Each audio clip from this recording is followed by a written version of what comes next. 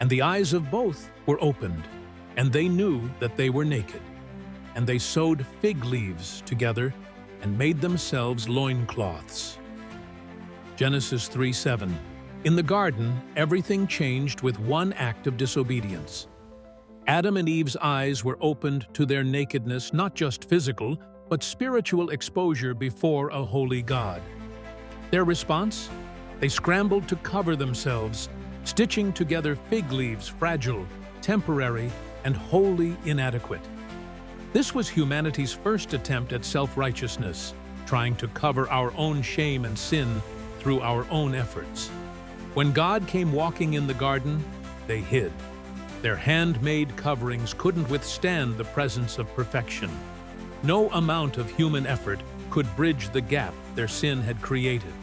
But God, in His mercy, did something remarkable.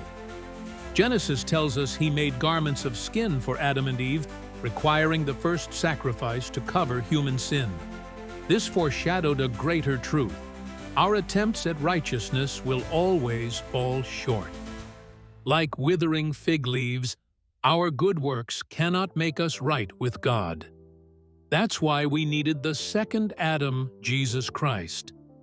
While the first Adam brought sin and shame, Christ brought grace and righteousness. Paul writes in Romans, "For as by the one man's disobedience the many were made sinners, so by the one man's obedience the many will be made righteous."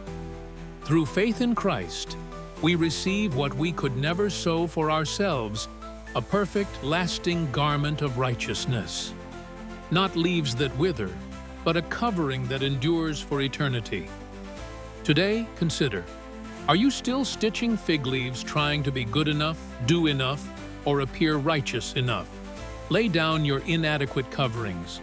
Receive by faith the perfect righteousness of Christ.